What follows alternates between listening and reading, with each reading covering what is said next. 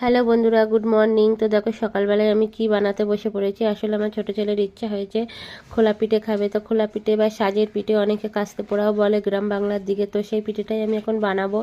তো তার জন্য নিয়ে নিয়েছি 2 কাপ চালের গুঁড়ো আর 1 কাপ ময়দা আর সামান্য একটু লবণ আর উষ্ণ উষ্ণ গরম জল দিয়ে ব্যাটারটা গুলে নিয়েছি।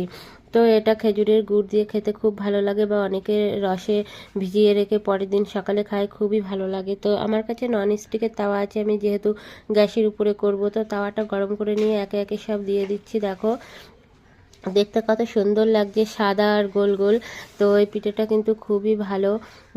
আমি হচ্ছে আর কি পৌষ পার্বণের দিনেও করেছিলাম, তো আজকে আবার একটু ইচ্ছা হয়েছে ছেলের খাবে, তো তার জন্য আবার বানাতে বসে পড়েছি। আর ও দেখো আনন্দ চোটে আমার পাশ থেকে সরছেই না, চুপ করে হচ্ছে এখানে দাঁড়িয়ে আছে, দেখছে। তো একে একে আমি সব কটাই বানাবো আর তুলে নেবো আস্তে আস্তে। দেখো এখন গরম হচ্ছে। আসলে মাটির খোলাতে খুব ভালো হয়, কিন্তু আমার কাছে যেহেতু উনুন নেই, তো আমি আর কি করব। আর এটা কিন্তু রসে ভিজিয়েও খায়, তো খেজুরের রসে। তো রস তো এখানে আর পাবো না, তো কি আর করব, আমরা ঝোলা গুড় যেটা আর কি গুড় হয়, তো ওই গুড়টা দিয়েই খাবো। তো দেখো কত সুন্দর লাগছে দেখতে, কাছ থেকে দেখাচ্ছি।